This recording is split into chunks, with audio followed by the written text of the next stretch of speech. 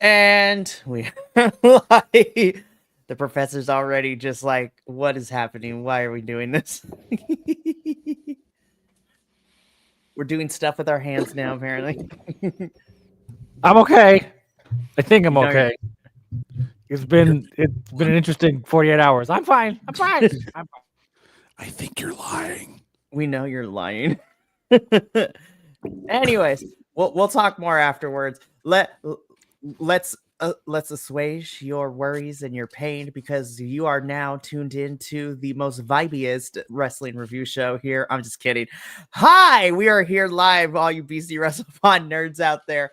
And welcome to another rendition of Grapple Gurus. This time, the AEW crew is here to review AEW Revolution, which took place Sunday, March 9th from Los Angeles, Los Angeles, California, for lots of you. Having a I am West your Coast review after the time change. My God, man, come on. My brain hurts. I've been a zombie for 48 hours. Like I've had a headache since Sunday. It's been ridiculous. Don't call your Ew. wife that. It's Gotta be careful. She's taking it out, but I gotta be careful. Anyway, we might see a on screen, so it'd be like, man, "Ah." if this puppy does one more stupid shit thing, As it knocks something over. it's God. Anyway, enough about me. Let's do anything else. For reals. Speaking of, knocking things over, I am your host, Mikey, and we are here to knock over any criticisms because we have criticism about certain things. So we're going to tear. I'm looking at you, main event. We're going to tear you apart. But I am your host, Mikey, and joining me this evening, of course, is first and foremost the professor, who, not to put him on blast, but like we had an interesting 48 hours for trying to get you to watch the pay-per-view.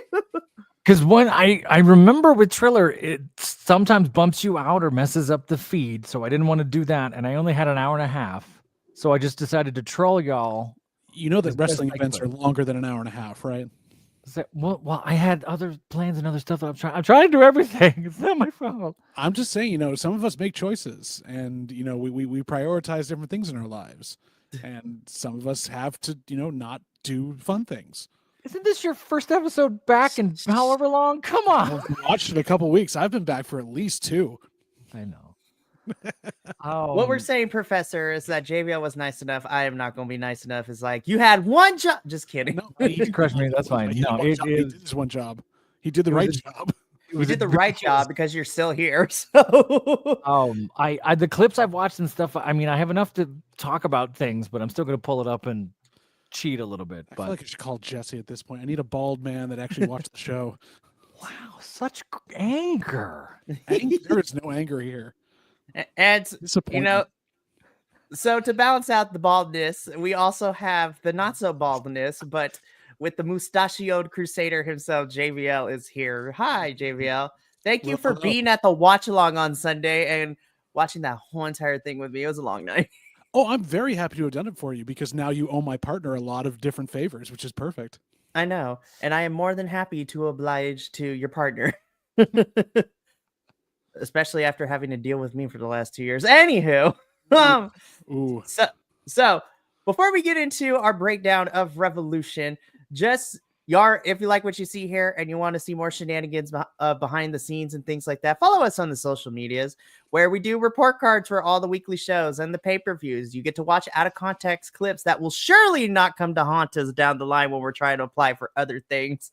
And we also have merchandise link in the description below. So yeah, without further ado, we have a lot to get through. So this is how it's going to go. So we're going to start with 0 Hour. I'm just going to give hey, listen, Ginger. I'm just kidding. I'm not Ginger. Anyways, I was like, listen, white man. I'm just kidding. This is Said that JBL. with- I am not Ginger. I've been called many things in my life, sir, but never Ginger.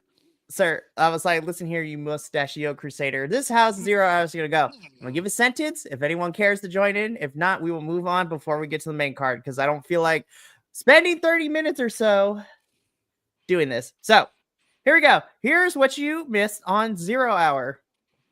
Pretty decent. Lee Johnson is a heel. Yeah. Commander and Hologram win against Lee Johnson and Blake Christian. That no more to say to that. No. This actually progressed the story between Adam Cole and Daniel Garcia at the expense of Shane Taylor Promotions. But it was also a fun match. I'll have to say, the infantry got a lot of offense in, and I'm actually kind of here for it. They were great. The infantry is the cannon fodder. That's the problem.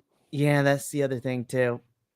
So, but this was a fun match. This progressed the story between Daniel Garcia and Adam Cole, who are still fighting for this TNT championship. So, cool. Waste of my time. That wasn't a match. No, yeah, this was not a match. We thought we were getting a match. Please, just go. Learning Tree beat up 2 luchadors. So, colonizers. Yeah. That is all. I'm so mad. Stupid comedy wrestling, but great. This was actually really fun. And that has been 0 Hour. I did see that last match on 0 Hour as I was fighting with Triller. Love We it. don't have to talk about it long. I just really like Johnny TV.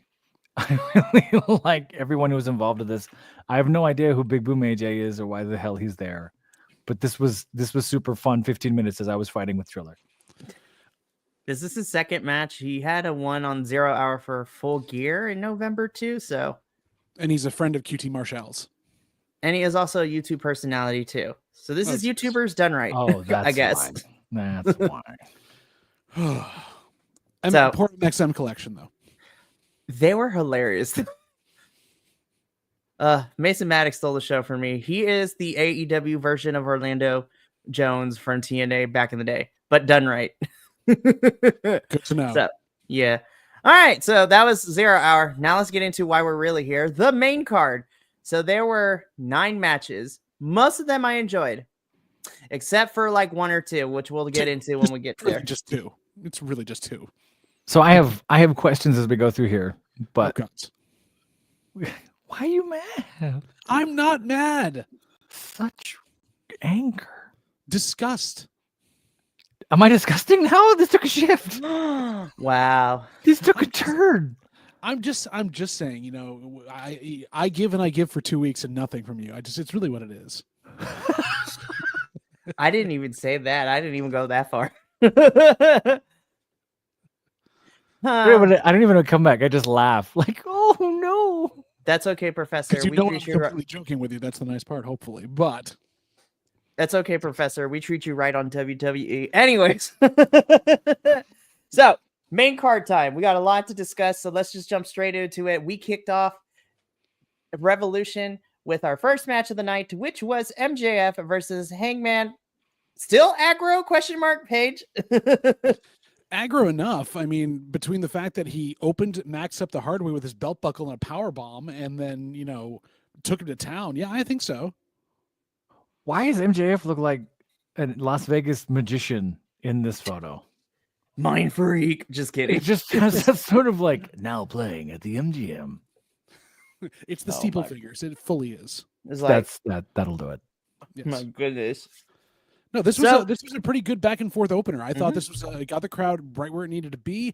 Hangman had a good amount of comeback he had to do as a babyface comeback, and there was fire there for it. This is a good opening match. I guess we call this a grudge match of some sort. They like MJF being MJF and doing Healy things leading into this, beating up no longer corporate Christopher Daniels to a bloody pulp, and then getting Hangman's face, and also calling out the crowd to be like, this guy set a man's house on fire and stuck a syringe through somebody's face, and y'all are cheering for him. Yeah. Did someone get hurt? And the thing that I was reading about this, someone took a face plant and messed up their face here, right? Oh yeah, MJF coming off of, I don't know, it was Oh either God, I just saw a it. Holy driver shit. or something. He landed completely wrong. There was a moment where I thought Hangman may have knocked himself out when we went into the chair spot with MJF. I'm like, oh God, no. But Look, he got They were hurt. they worked the safest out of everything on the night, which is a very yeah, Really? they did. All right. See, this is why you need to watch, because when we get into it, I didn't include pictures because I didn't want to get demonetized. But let's say I think between why would the steel pictures cage be and the so Hollywood ending match, we may have donated like 15 bags of blood by the end of Dude, it. the photos I saw, we'll talk about it when we get there, look like a horror movie. I I can't don't wait. think photos will get us demonetized. I'm pretty sure video would, but photos shouldn't. I'm Like not me taking flipping any my camera chances. around right now to show you. And we could No. definitely we can see it on the resolution on your nice camera. Don't do it. But Sorry.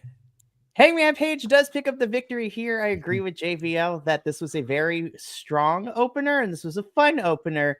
So I'm going to be repeating this statement as we go through the rest of this. So we'll see what's next for both MJF and Hangman Page. I don't know where they go with this. I don't know where either of them go at this point until we figure out the thing with Kenny and Okada for that combining the titles there. Because right now they're not in any other picture. No. They have a lovely moment here talking to each other. Did you all clock that? Oh yeah, no. You could tell they were calling it on the fly for a lot of that match. They're having a And I whole think- conversation here. The camera's not cutting away. I kind of love that. That's cool. I know that Yeah. they've talked about this before, at least with these two guys. They have told people what they said, and at least in kayfabe, and it's them just jawing at each other the whole time, like telling them how much they suck. So, Oh, I'm sure. It's I'm so sure. good. These two are great. I love both of them. I think they're fantastic. I'll go rewatch the crux of this. This is a good, cool ending. also big shout out. About 4.5 minutes in, the water that's in Hangman Page's hair finally dries out, and his hair goes full frizz. It's great. It's so good. Oh, It's so good. that's kind of great. Yeah, I loved it. He's got a lovely little Cocker Spaniel thing going here at the end. As opposed to MJF looking like he was a reject from the House Party movies in the 90s. Oh my gosh. MJF looked rough by the end of this. I was like, his ring gear was falling apart. Like the knee pads just wouldn't stay on correctly. The tanner was flaking and like coming off of him. Oh man! And something happened to Hangman's shoulder. Whatever that left a dent on him. Yeah, So- MJF got hit right on. He got dropped right on his nose, and whatever that spinning, not quite a blue thunderbomb thing was. Jesus. Yeah, according to the reports, no one thankfully got super hurt, but a lot of people did get banged up, which we'll talk about in a little bit of why. Momo got decently super hurt from kicking Oh. too much ass. I mean, For reals. Well, speaking of Momo, let's just go to her next because we had. So we had our TBS Championship match as our second match of the evening. So Mercedes Moné defending her title against Stardom's Momo Watanabe. So the way this match came about is back in January to Wrestle Dynasty, which saw AEW, CMLL, ROH, and Stardom's. However, they wanted to decide it, pick their representative. Yeah, Wrestle Dream, yeah. At Wrestle Dream, and Momo ended up winning that fatal 4-way, defeating Athena, Willow Nightingale, and from CMLL Persephone to get a championship match for, well, basically any championship that she wanted, and she chose the TBS championship. So Which we we've knew seen that these. she was going to lose. Yeah, which as soon as she did, I was like, you could have just picked the New Japan Strong, but that's okay. So as soon as Momo said she was going to get the TBS championship, I was like, and there it is. She's not winning. So I got the chance to watch this pay-per-view twice, one during the watch along, and then I watched it yesterday with my friend Uriel. So I didn't hate this match upon second watch through, but I still have issues with it.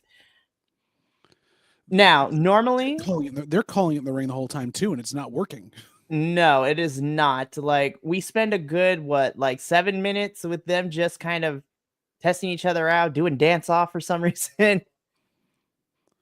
Of course, the crowd is fully behind Momo, which was nice to see. But yeah, Momo was hitting her hard. Those kicks yeah. on the apron, that Judge was me wrestling. solid. That power, One of- that one of- suplex. One of her Fuck. big kicks in it though, she either ruptured her ACL or her ankle, which she actually was on crutches after the match from kicking too hard into Mercedes. No shit. Wow. But also, Mike, you did bring up during the watch along, you thought it was very interesting that Momo usually is clad in black, is in a very dark stable in Stardom, and somehow she's in gold and white tonight, which makes no sense, and it looked like she had a giant fried egg on her butt. it kind of threw me for a loop because for those of you who do not follow Stardom or watch Stardom, Momo Watanabe is part of the faction Hate, and they're always clad in black and just basically look like rejects from Hot Topic, but in the best way possible. Isn't And that the old Golden Corral logo? Is the egg that looks like the Yes. setting sun? Yeah, Essentially. I was gonna go, it looks like Gudetama, if anyone knows, can knows that reference from something there. But The other part that we talked about too was like, because our friend Nick jumped on the feed with us and was watching for a bit, and his wife was asking what Mercedes was going to be dressed up as this time, because obviously she divorced her husband who was making her gear for years, and she came out dressed as a Converse All-Star, which is just very interesting to see that many laces in the wrong places. I was like, we were doing so okay with the ring gear, and then that happened. But Momo did great. Mercedes did fine. But it's the same thing that I bring up all the time. I mean, I do think her matches have gotten better since she came into AEW. I mean, her 2 matches against Stat were great. I thought this was fun. But honestly, I think we're really just having Mercedes run through this roster until she beats Jade's record. I really think that's what it is. Yeah, because it really does bother me. What bothers me the most about Mercedes matches are not that she can't work, and she's pretty decent on the mic. It's that when you get to the end point, and this is what you have with wrestlers that don't have a good finisher or any finisher, if you don't have something that can get the crowd on board or that you can do on everybody, it just takes too long and takes away from the momentum you've got. Her gory bomb, flippity dippity, sidewinder, like flatliner, really doesn't work, and it doesn't set up for anything either. It doesn't set up for the former bank statement or anything else she does.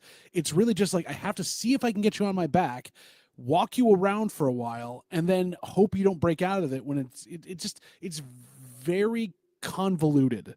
And I feel like for her, she needs to have something quick, dirty, that can get her into her submission, or that can like drop someone either on their head or something worse, because she's all about agility everywhere else in her entire moveset. She's not about strength, and this is a strength move. Well, the other issue that I had is that we knew that Mercedes was going to win. So spoiler, she retains the championship. I just wish it was a little bit closer in the sense, because I felt like it was like a 70-30 like offense ratio. Momo did a lot of the work and did all the moves, whereas Mercedes used very limited of her moveset into this match until the very end, when then she threw out, the bank statement to make Momo tap, and then the money maker, however you want to pronounce it.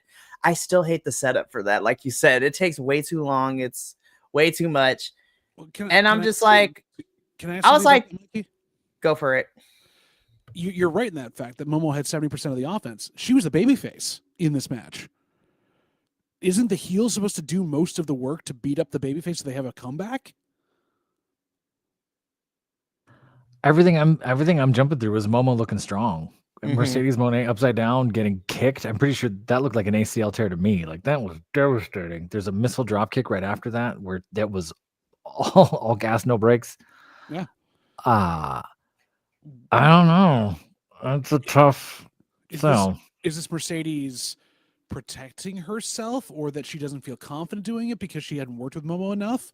Or is this AEW telling her, no, you need to sell less, which is hurting her character? Because as a heel, even a chicken shit heel, she needs to go and be able to do stuff. So, well, I think the other thing that bothers me too, and this is my fault, but I saw their match at Capital Collision a couple months ago for New Japan, and that match was awesome. This was such a watered down version, and I'm like, I don't know if it's these two or somebody told somebody something, because I'm like, I know it's New Japan, but Joshi Mercedes is actually kind of great. And that's not what I got from here. And I was so disappointed, because I'm like, these two already had a match, and that match was fantastic. It's almost like when you had AJ Styles versus Shinsuke in WWE. It was a WWE style match, and it didn't work. Don't remind me, because we also got the dick punch from Eternity, and that ruined that match at Mania. Yes. But yes, Professor, that was that match in a nutshell. Mercedes retains, and no follow-up, no nothing else, no setting up anybody else for her title. So she still is the title collector. We did have Billy Stark watching on, so that might be the next person, which makes me happy but sad at the same time. Well, and then on ROH, apparently I found it on socials today, Athena is still having to answer to where Billy is, and people are very upset that she's not there right now. So, and Diamante is now a minion, apparently. That's the thing that also bothered me. Yeah. But anyways, so the first 2 matches, well, MJF and Hangman Page, pretty solid. This one, it was all right. I will state, though, from this moment on, things started to progressively get better in terms of flow of things. And, my overall enjoyment was withheld and sustained throughout the next couple of matches, which started off with this one right here. This was a number one contenders match for the AEW World Championship. So this was Swerve When I Drive Strickland and Ricochet, or Trevor the Vampire, as we call him now. Trevor. He's a vampire, and I love it so much. But this was a number one contenders match, but this was also to try to get Nana's coat back. I'm gonna be honest, Nana, you had like the entirety of the match to just grab and run. Like Ricochet wasn't paying attention for most of this. I was just gonna make that comment. So I was just like, a couple times there. Yeah, I was like, sure, you had one job. Well, it's like a ladder match. He can only get so far so fast just because kayfabe, and he can't put his hand directly on it for most of the match. Just go tell Leslie Jones to go pick it up and just take it. She's right there. She was one of my favorite parts in terms of celebrities at that event. I was like, listen, the way I explained it, I loved it so much. Leslie Jones is that one auntie at the basketball game. She's cheering on the nephew, and she's gonna talk all this mess, and I was here for it. Also, Ron Funches was in the crowd too, and we know he's a big wrestling fan. There's a lot of celebrities, and you know what? I kind of dug how fun they were all having. It was great to watch. Really fun watching Swerve and watching Trevor jawing back with Leslie Jones the entire time when he's got Swerve in a couple of headlocks. It was just so much fun. And they paced this out really well. Didn't overuse a lot of the aerial attacks. There was a good back and forth where they both did a house call at one point, which was amazing. I could watch these two wrestle all night, and no matter who won this, it was going to be a good match. It was set up perfectly. Even towards like the beginning of the match, there was a little bit of miscommunication. Swerve got a little too heated. He pushed Nana down to the floor, and then Nana just gave him the bird and walked away and went upstage. So Swerve was by himself for a little bit of the match. Then it was a ruse Nana comes back out, gets the coat, gets jumped on through the middle ropes from both Swerve and Ricochet, or Trevor the Vampire, and then the coat gets taken off. But the ending sequence was great. We had kickouts, finishers. It took two house calls to finally get it in. So your winner and new number one contender for the AEW World Championship is Swerve Strickland. And of course, they got the coat back, gave it to Nana. Swerve and Nana seem to be on the same page for now. Even though it's got Ricochet stuff all over the coat. Oh, that's the other thing. Ricochet sewed the logo into the coat, which was so disrespectful, but I loved it. That dead eye onto the table that doesn't break looks crazy. Damn. That's going to be on Botchamania this week. I called it there because it's not going to. Yeah, I can't believe. And not the worst table spot of the night. Still, even. Really? Yeah. That's the Takeshita Omega match. Oh, we'll talk about that. But yes, and this also sets up what Tony Khan thought would be the go home happy angle later in the night, because booking was stupid for the end of the show. But we'll get to that when we get to that. This is why I wish you watched it, Professor, because I want to see you be mad with us, but that's okay. I might get mad with you. I'll still watch this, but I might get mad. I watched this pay-per-view.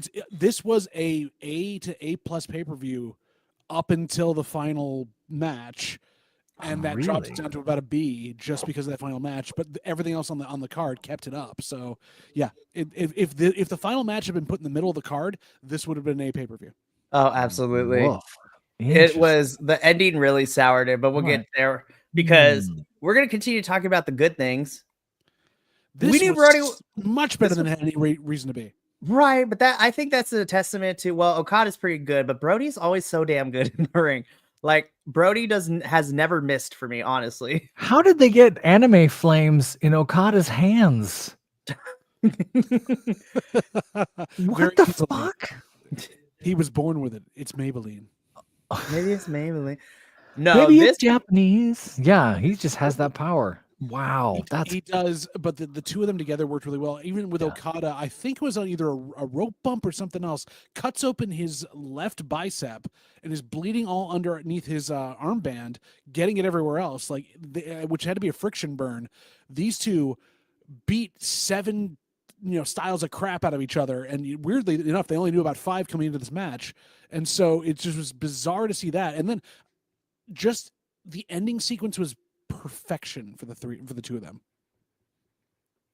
Gosh, the ending was so good. But yeah, also, by the way, this is weird to point out, but I said this during the watch along too, because Brody wrestled in wrestling pants, which we normally don't see him do that often. He's usually in his shorts, but he wore the pants in. I kind of want them because I really love the design of the chains wrapping around with the like distressed and faded like paint. It was so good. Brody's just great. Okada was fantastic. We do have to let you know, Professor, though, it was quite funny in the watch along. You won't hear this. Jesse doesn't know Okada very well and saw his finisher and was like, that is the wimpiest finisher I've ever seen of a ripcord lariat. Jesse is not a fan of the Rainmaker as a finisher. Okada taking those Brody King chops. Mm-hmm. Like you could see the skin rising in the clip that I just saw. Like boom, and he screams, and you could see the skin going like off. It's like, oh my god. Well, on top of that too, let's also recap. Okada got a full Brody King body across with him sitting in a chair against Barry the Barricade. And then we also got 2 cannonballs on Okada from Brody King in the match too. I know. Yeah, I don't know if AEW would truly do intergender, but I want to see Willow and Brody King fight just because. Damn. Or have Brody train her. That'd be amazing. Just seeing their sparring on video would be amazing. But yes, overall, a very good mid-card match for a title there. They put everything into what they needed to. They carried the story well, and Okada worked his way out from under the mass of Brody King, which is amazing. It is great. And for some reason, even in Brody King losses, like, it never really keeps him down for long because he's always involved in something in the AEW television universe. So it's always great. So Okada does retain his Continental Championship. This was fantastic. Also, the guy with the sign who had Okada's face with the meme and then in Japanese, lettering, just spelling out the word bitch was amazing. It was so good. So good. Still can't think of who the dog on the towel was, but that's beside the point. Wow. Yeah, that was the weirdest sign of the night. But anyways, this match was fun. It was a good mid-card match, as you say, JVL. This was fantastic. I don't care what nobody says. I was entertained. Oh my God, yes. It was a little sloppy, but I don't care. If you're bleeding from a friction burn, that's crazy. I just saw the sign. The sign just popped up near the end here. This looks brutal. And this was just is this one to go back and rewatch? Yeah, it doesn't look like a normal mid-card match to me. It's really good. It's very well done. Cool. Okay.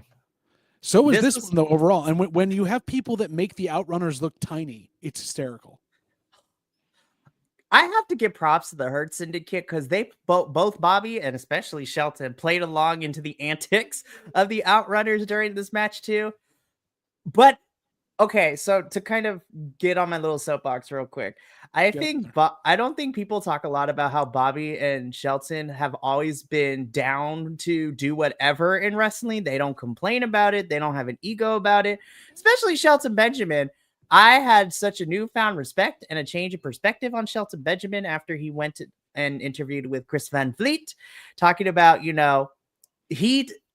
he doesn't say a bad word about anybody. He loved the Mama Shelton Benjamin gimmick that he was given. And he's like, you know what? I wasn't sure at first, but I had such a great time with it. And then come to find out when he was the gold standard, that was not a Vince thing. That was not like a creative thing, because after being inspired by a locker room speech from Stone Cold Steve Austin talking about sometimes you need to take destiny into your own hands and just do things, and it's better to ask for forgiveness than permission. Literally that same night, Shelton Benjamin dyed his hair blonde and thus became the golden standard, which is probably one of his really fun runs in his history of wrestling in the company. But yeah, I have to shout out to them. Also, his running knee strikes, the way that he sells how awful that sounds to get knee struck upside, like right here underneath the chin when he does the run up, is so good. Also, Outrunners, you will forever have my heart. You guys are wacky, ridiculous, and I love you for it. This was fun. The crowd loved the Outrunners. Like, they were behind every bit of it. And yes, this ended up being kind of a squash at the end, but they worked so well and they had fun with it. The Hurt Syndicate allowed the Outrunners to get their stuff in. And, you know, we had the cameo by Leo Rush and Action Andretti down there on the side while it was going on, thinking that Leo Rush would either be staring at Bobby's butt or yelling something in the crowd, but he didn't. But in general, it was a well-paced tag match. It was a good tag match. So I'm pretty sure that means that for the time being, we probably will get Leo and Action versus the Hurt Syndicate next, which is a good filler feud to figure out if they're going to do anything with them for a Double or Nothing, or it might just be a dynasty match between that team. But I'm enjoying Hurt Syndicate's run as tag team champs. I'm still sad that Private Party had to lose to them, but that's neither here nor there. You love them too much. You honestly no. love them too much. And Outrunners eventually, I think, will get the tag team championships. I still think they could get them by the end of 2025, but right now, Hurt Syndicate is about to destroy the tag team division, which I'm cool with. We also have the Murder Machines running around somewhere too, so who knows? We might get Bobby and Shelton versus Lance and Brian Cage. So that also would be fun. I got hooked watching this, by the way. This looks fun as hell. I was all in after the VHS tape 3:2 ratio. Yep. They Jesse was as well. They were great together. Yeah. Yeah. Imagine that, an actual tag team that works like an actual tag team. And tag team matches that work like tag team matches. This is a bit of a squash at the end. They just crush them. Mm-hmm. Yeah, they end up running him roughshod, but that's to be expected. They got a lot in though. It was nice. It was a lot of fun. Everybody and Bobby just look so good though. Like, anyway, yes, I'll stop.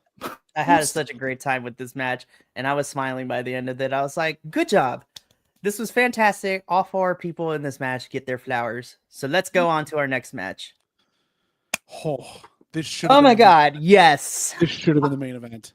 So why didn't this end the show? Okay, so let's get through the news of this and why, and then we'll talk about the match itself.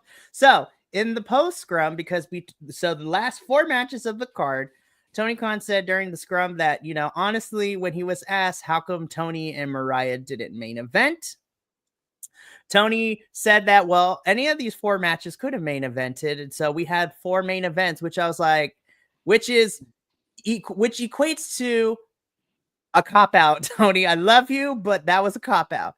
Okay, Professor, let me blow your mind a little bit, because me and JVL love this match. This was my match of the night. I don't care what nobody says. I see some people always, whenever a women's match ends up being the best match on the card, there's a lot of people who try to discredit it, saying that people are overblowing it. I was like, no, I'm going to tell you why it is not overblown.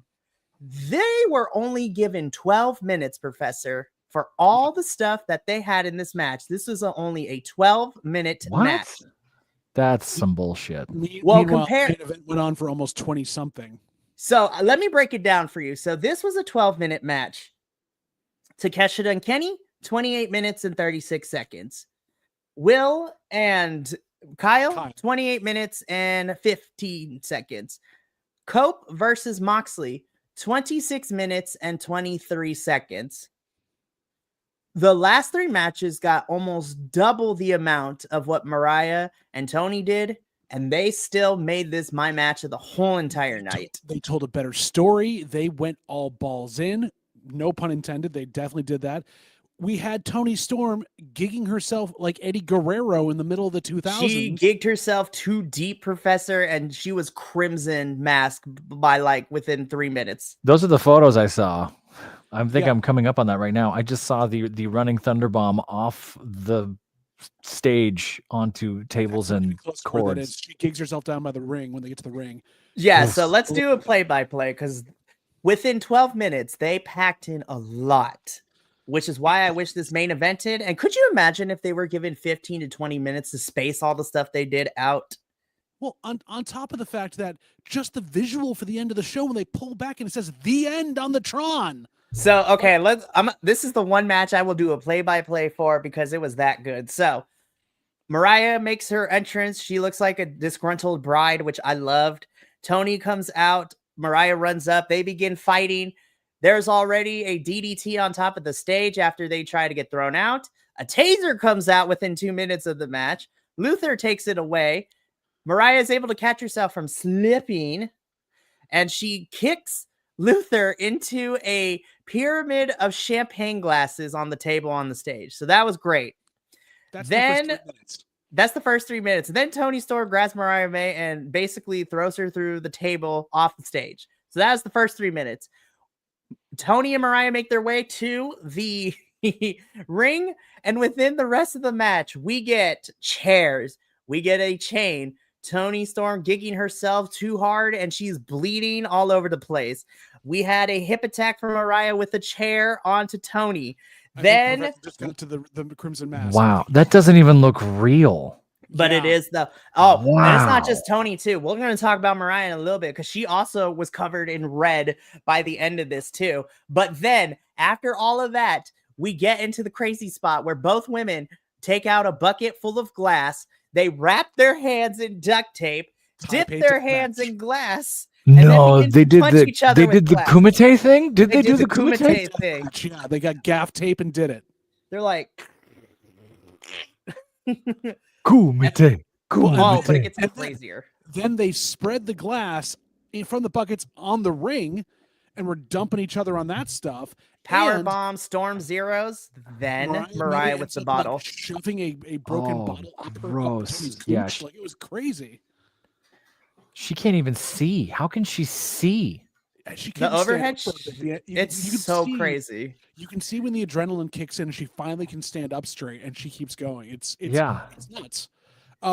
We had all that stuff on there. They battled all around. There were a couple chains that came out. We had another run back up the ramp. The shoe reappeared and she gouges out Mariah May with the shoe. And they end it on the Hollywood table. Storm Zero through the table, laying on top of each other. Toni Storm pins her. And we cut to the end as she is On the victorious. Titantron, like an old Hollywood like font and everything.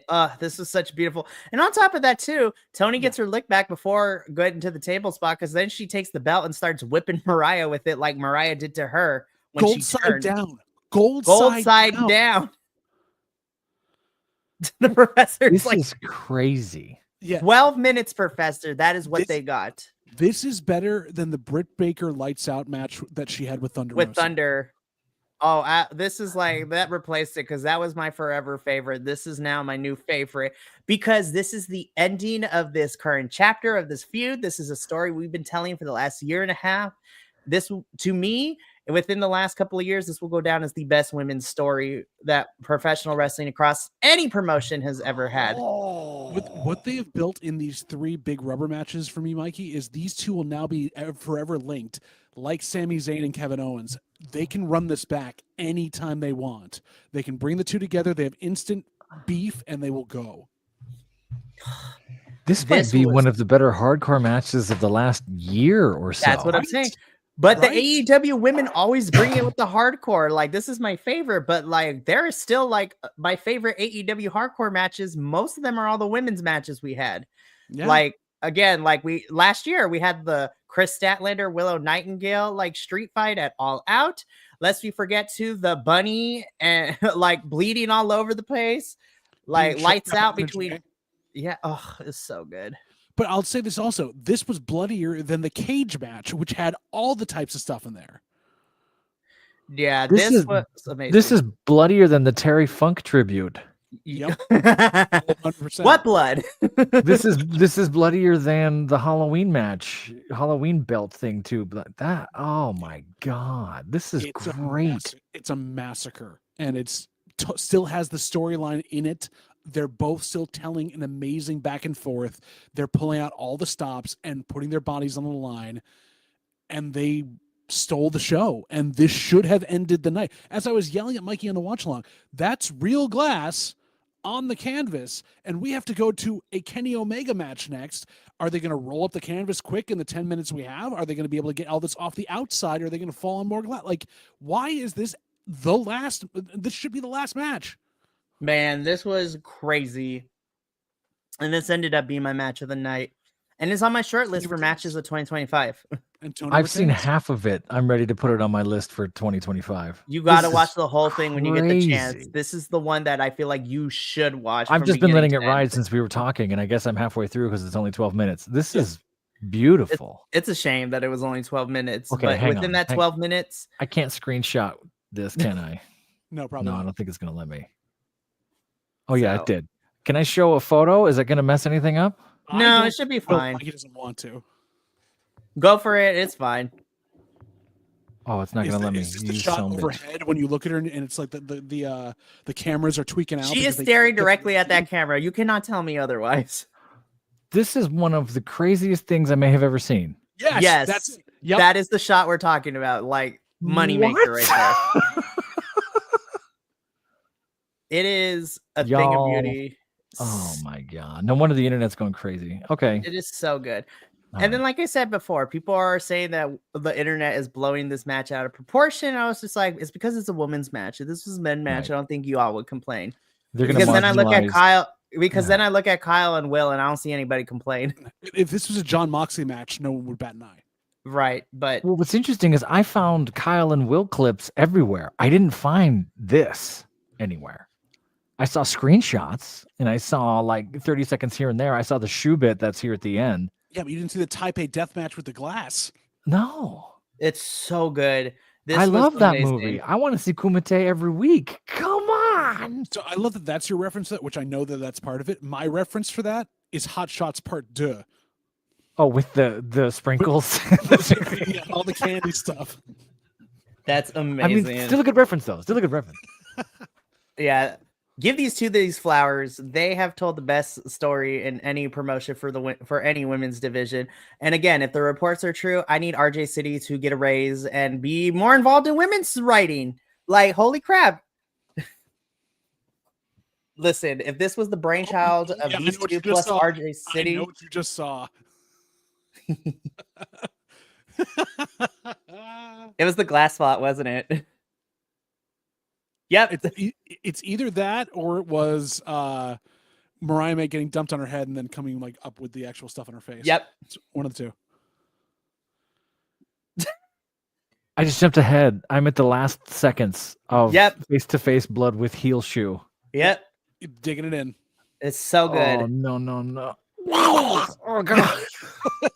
Well, be prepared, Professor, because we're going to go from one bloody match. We get a little bit of respite. We go from a bloody match to a very hard-hitting match. Her face. Neither of them have a face. They No, don't, and it is just Professor, crimson That's mask. why you're probably not seeing any clips online. Fair. Because the internet does not like very crimson mask individuals, whether it... Yeah, we'll get them when they're made black and white by somebody. I mean, Instagram doesn't have that problem, but that's besides the point. But geez, this match rolled. And again, we go into our next match, which was hard hitting. This was this was New Japan-ish strikes and everything. My little New Japan heart got its heart to fulfill during this match. But we had an AEW International Championship match. Konosuke Takeshita defending his title against Kenneth Omega. Okay, so JVL. So we were both commenting on the ring gear of both Takeshita and for Kenny Omega. Come to find out, these two are both wearing ring gear of the final episode of this boxing anime called Hajime no Ippo. And so Kenny was the hero of the anime, and Takeshita was wearing the trunks of the villain or the final boss of the anime. It was so good. Nice. I respect that. And by God, these two beat the piss out of each other. Well, I will say there was only one thing that dragged this match down a little bit for me, and that was Dom Fallis on commentary. Yeah, I just Don knew that. did not need to be there, honestly. Don Fallis did not need to be there. I was like, what is happening? Don, don't just shh. Let them hit I each was other. like, Let them hit each other as hard as they can. and by howdy, they did. I Yeah, love also- that Takeshita kept hitting Kenny's stomach throughout the whole entire match. He knew. You know, selling the fact and us being told, you know, diverticulitis. Also, when I thought Kenny got impaled by the table was also a very frightening moment. That's what I'm waiting for Professor to come on because I want to talk about that. That is the table spot that I was like, oh, for the night. Like both drops he got on there and almost landing on the legs. And also these two, it wasn't a hardcore match. It wasn't anything like that. This was a full-on, like, they dragged a bunch of the stuff from their DDT days into this. There was a lot of good back and forth and a lot of kickouts that were really interesting places, including Kenny kicking out after a big strike. But then I caught this. And I hope you caught it at the same time because I know I told you afterwards. Because the ending part of this match was an homage to the original last person that held this for so long. It was the mousetrap pin that Kenny won with, was an homage to Orange Cassidy. Yeah, which was the crazy part. And we talked about it as we were getting prepared for our next match, you know, while commentary was doing their thing. And then they went in and interviewed some of the actresses and the director for Queen of the Ring. But like, Kenny didn't win with the one-winged angel. He didn't win with the V-trigger. He won paying homage to one of the best international champions that AEW has had in Orange Cassidy with the mousetrap pin. But the other thing, Professor, I was waiting for you to get back on. This was the match that had the table spot that was the worst of the night because it was actually two. So is this what looks like a suplex into it from a... Kind of, yeah. So there's one where he lands, they flip the table over and he lands on the metal railing on his stomach. So the metal rail around the table, flat on the ground. Gross. No protection. Then they flip it on its side and they again drop him on his stomach because he's going after his diverticulitis on it twice. Then there was a knockoff where he almost fell impaled onto the actual legs. So it was a little scary. That's not good. He just flipped the table upside down. I jumped ahead a little bit. Watch. Here it goes. This looks gross. Okay. In lifetime, we're going to watch this as the professor sees it. It's going to hurt. It's going to hurt. And it is okay if you hold your own stomach because that's what I did during the watch along too. See? Yep. That's the oh no. Oh. And now you think about what that you think about what that does to your stomach. That does to your stomach. We love to see it. Yeah, no. Ugh. Like he's grabbing, but he grabs the pelvic bone, the outer hip bone. Like, no, that's just mean. Yeah. Oh, this is messed up. Yeah, it's got messed up. Very messed up. And then from that point on, Takeshita kept going after that by hitting him, punching him, kneeing that part. Like, Kenny's stomach, it made me second guess. I was like, oh God, I don't know. Oh God, Kenny. Oh God. Don Callis jumping up and down like a cheerleader is kind of dumb. But other than that, this is funny. I mean, not funny, like funny. Oh God, look at the pain. Yes, exactly. Oh man. But well paced out. And I mean, I don't know if they needed the full 30 minutes for this. It could have been given to Tony Storm, but it still flowed. There weren't any like small spots that I could tell like, oh, there was a miscommunication or like we got our breathers in there, but it wasn't too bad. No, this was a fantastic match. Kenneth Omega is your new international champion, so that is also great, which obviously sets up, it's got to be Kenny versus Okada at Y'all in 2025. To put those titles together. Yeah. And Kenny is definitely doing, as he's come back down, he is selling that diverticulitis area as a target now, and he's using it where he can't get people up for the one-winged angel, like all that stuff. It's really, he's doing a lot of good storytelling with it. So I'm really happy he's back.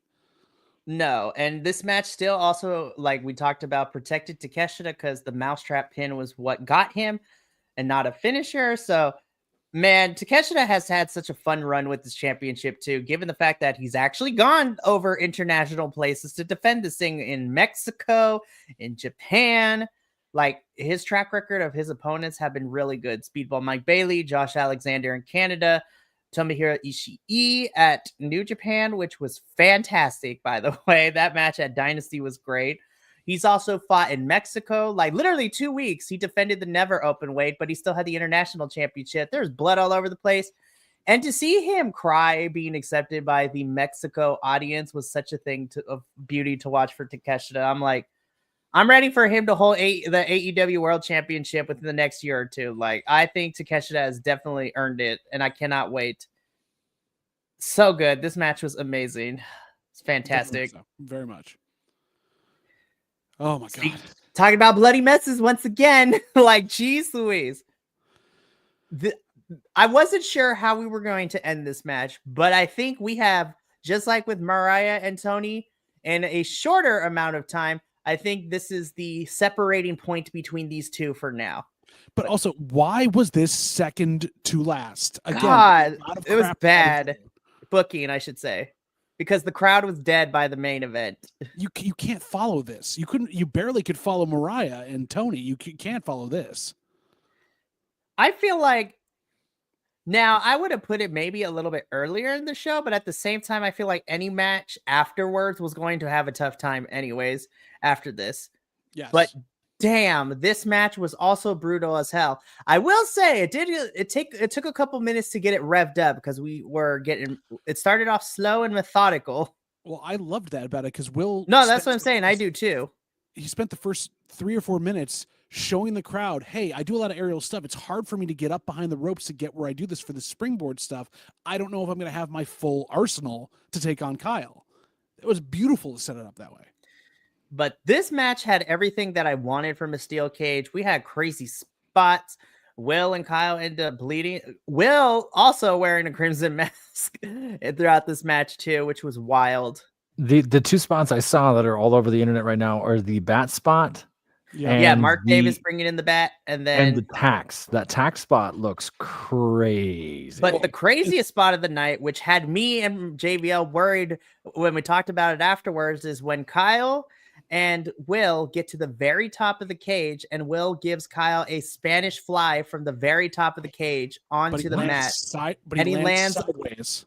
Yeah, he lands at the end. It's the last move. Yes. So they climb up to the very top. Spanish fly. We're gonna let you get there, and then when we'll see your face, it's how he lands. But also, they landed on tacks there because tacks were everywhere still. Between that and what was it? It was a Styles Clash on the tacks, which is like holy mother. See, sorry about that. That's okay. Hang on. But yeah, this too far. This was a very great way to end this, as the rubber match of this 3-match feud. Okay. Why? Oh no. So this is this has to be it. Are they at the top of the cage? Mm-hmm. Yeah. Okay. They're walking on that, by the way, too, to get set up. Hugging and holding each other. Okay. Watch how Ospreay lands. Yeah. Watch how he lands.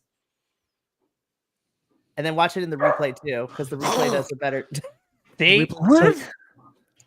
And the so replay Ospreay hobbles out of the ring and hobbles up the ramp, and we can't tell if he's fully selling or that just cripples. Ooh, it's all hip and shoulder. Hip pointer right on it from 20 feet up onto wood.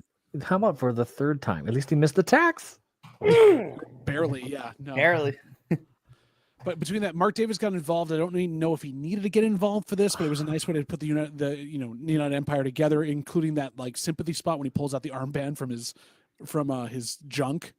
Also, I need Kyle Fletcher to go test himself for hepatitis after this, because the amount of things he licked in this match, Professor, he licked the cage, he licked Will Ospreay's blood, he licked his own blood. I was just like, also. Check on the ref too, because there may or may not have been thumbtacks stuck in shoes and arms on the ref and the knees too. Lord have mercy. Will Ospreay covered in blood while Fletcher's yelling for it. Do it, just do it to me. Yeah. Well, towards the end too, and this is where I dropped the curse word, because Kyle, he literally with his whole chest is like "fuck you" as Will delivers the final blow into the tax. Yep. Wow. So I was just like, damn. But again, blood feud story. They had the screwdriver bit in there as well too. Dom Fallis at ringside. It was a spectacle. And again, how do you follow a spectacle with your main event? Again, it makes no sense. Let alone the fact that the match wasn't good anyways. You had no crowd behind it, and no one wanted to see it. Yeah, it was. Wow, there's a good 10-minute promo before this even starts. Yep. So and it was a schmozz shenanigan match. That's a big jump. Mm-hmm. It was great. This match was awesome. This looks killer. Yeah. So now I know that the 3 seriously, I have to go watch. Yeah. So those 3 are like the definite must watches for sure, because those were the 3 strongest matches, in my opinion, of the card. Finish listening to us. Go find Yeah. that. Watch at least those 3 matches. You have an hour to yourself today. You got plenty of time. It is Perfect. fantastic. I loved it. These 3 matches were great. All right, we delayed the inevitable long enough. Let's just get into it. Like AEW did. All right, so this was your main event. So AEW World Championship match. Jon Moxley defending the title against Mr. Rated R Superstar Cope.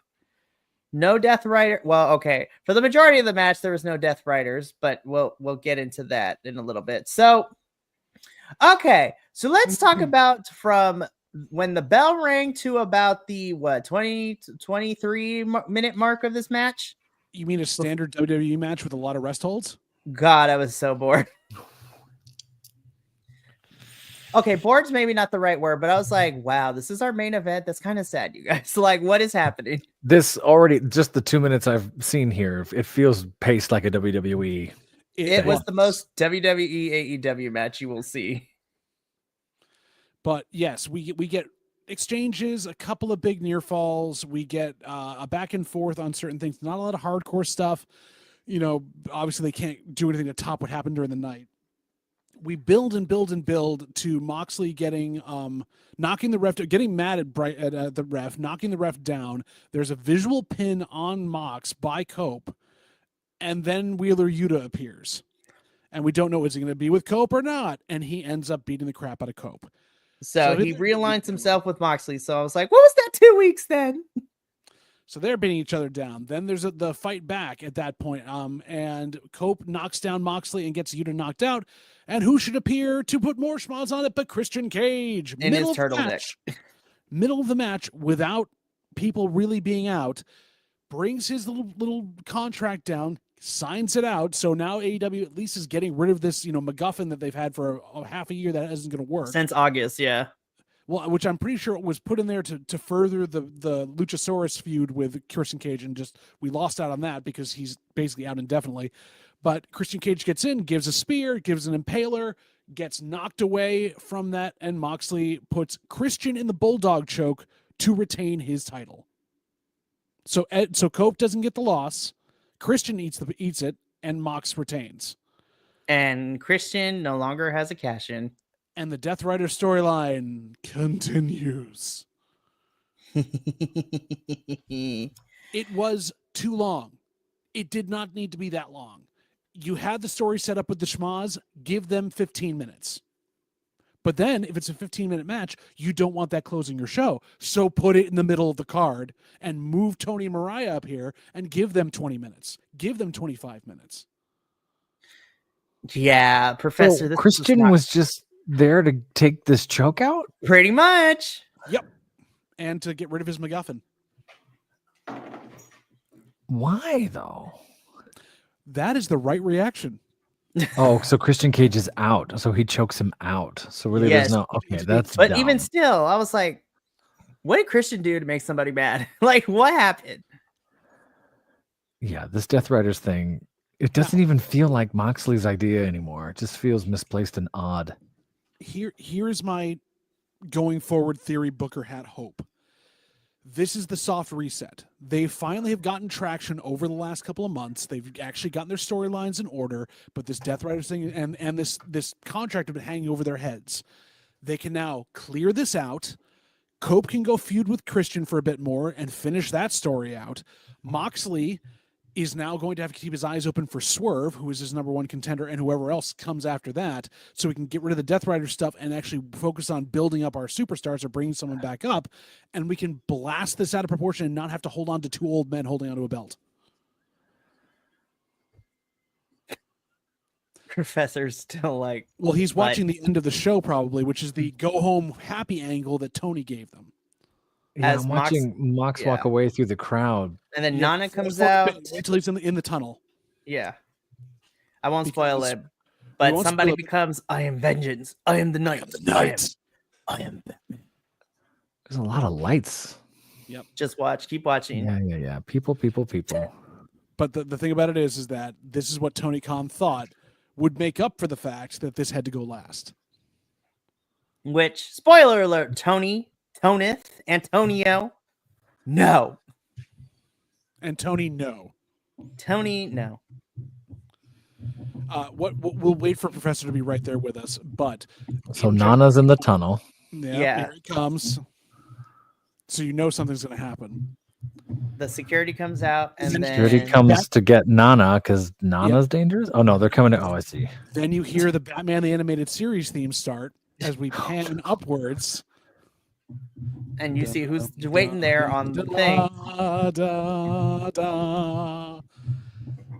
We have a Dark Knight.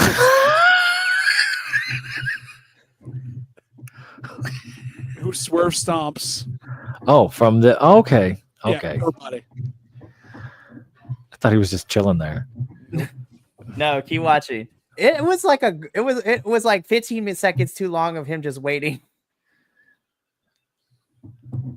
Okay. Gets up to yell at Swerve's house. Yeah.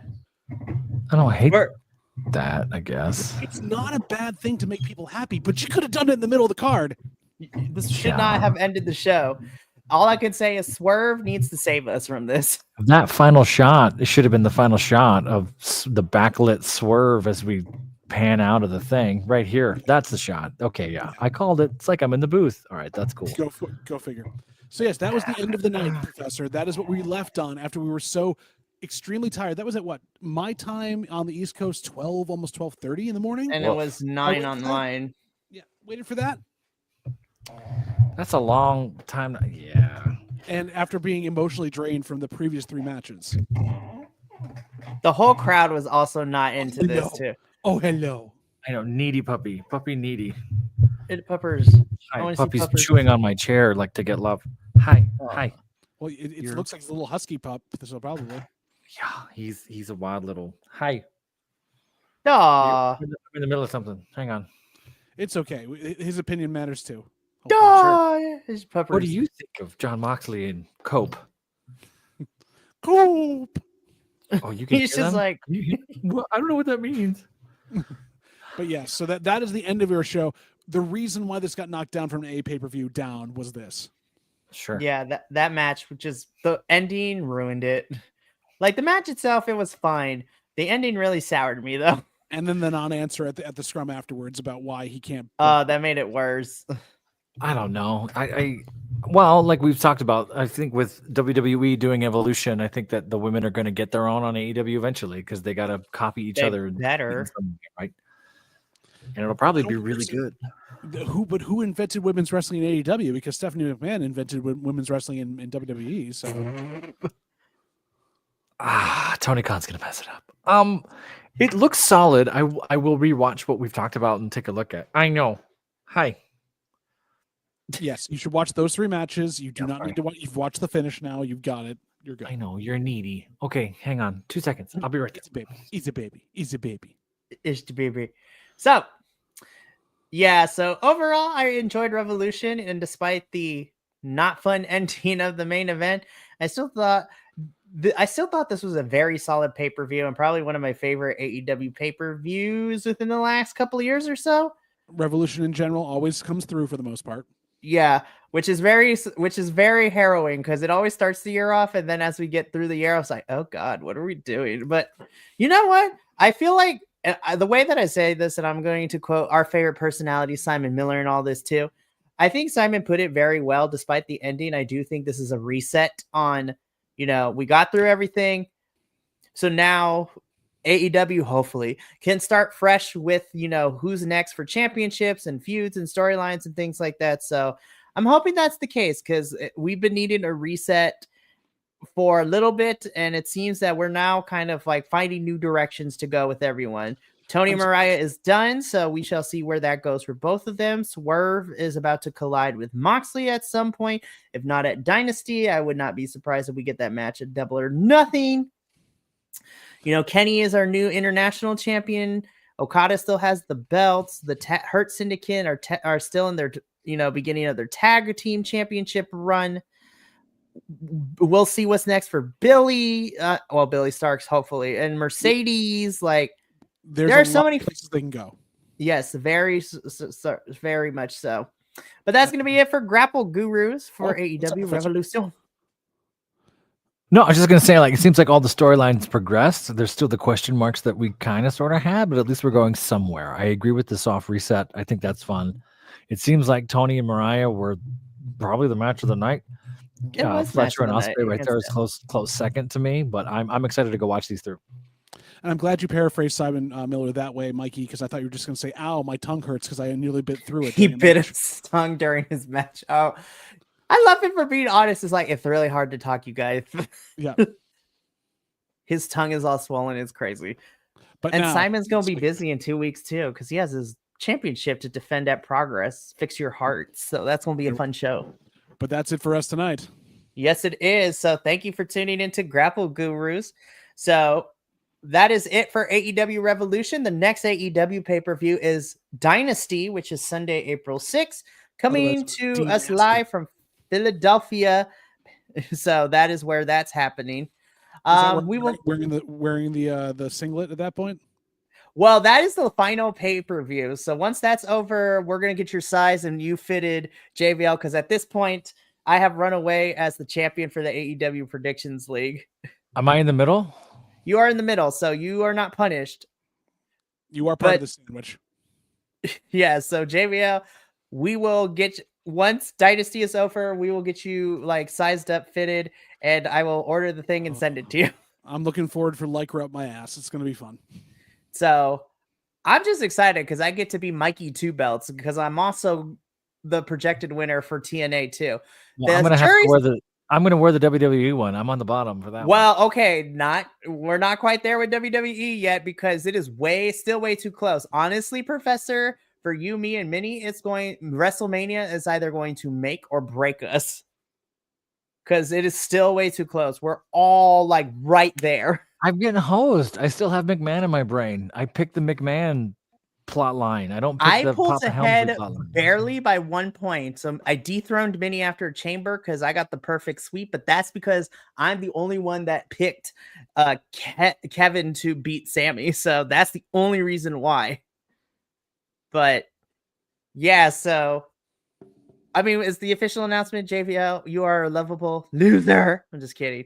So we will get you all situated, and then stay tuned, because I don't know whether to. I'm giggling so hard too, because Will's gonna also have to wear that. We got to come up with our tag team name. It's going to be wonderful. Anyhow. So, and then either myself, the Professor, or Minnie will end up wearing the singlet for WWE, and then we start all over. Eventually, we're all just going to be in singlets because we're watching so many other things, right? Like, there's no way no one will get no one's going to get out of this unscathed. Our No. going to change from the Grapple Gurus to the Lycra lads. I mean, I'm here for that. But that is going to be it for us here tonight. This week is just still a chill week. Tomorrow evening is a double dose of reviews. You're starting off at 5:30 p.m. Pacific. The NXT Losos crew will be reviewing NXT's Roadblock, which is the TV special from tonight, and it's the final stop before we make our way and build to Stand and Deliver, NXT's biggest pay-per-view of its calendar year in April. Then later that evening at 8 p.m. Pacific, we will catch the Los Lobos de la Lucha crew review CMLL as we review the Viernes Espectacular, which was nothing but women's wrestling in celebration of International Women's Day. That was this past Friday. So the commentary team was all women. All the matches were nothing but women's wrestling, and even the refs were all women. Like, there was not a man in sight in terms of the wrestling or on the commentary, which I was like, talk about true evolution. Then, of course, on Friday, you can catch me and Will reviewing TNA as we review the go-home show before TNA Sacrifice. And then come back on Sunday as the WWE crew reviews a very interesting week for WWE. Raw was kind of slapping. It was great. SmackDown, we're going to find out after I watch you on Friday. So, but thank you so much for tuning in. From myself, the Professor, JVL, and the rest of the BC WrestlePod family. Remember, take care of yourself, love one another, stay Bi-Conic, and more importantly than anything, you always deserve to finish your story. We will catch you tomorrow for NXT and CMLL, but until then, sayonara, adios, and Love you butts. Talk to you later. Bye.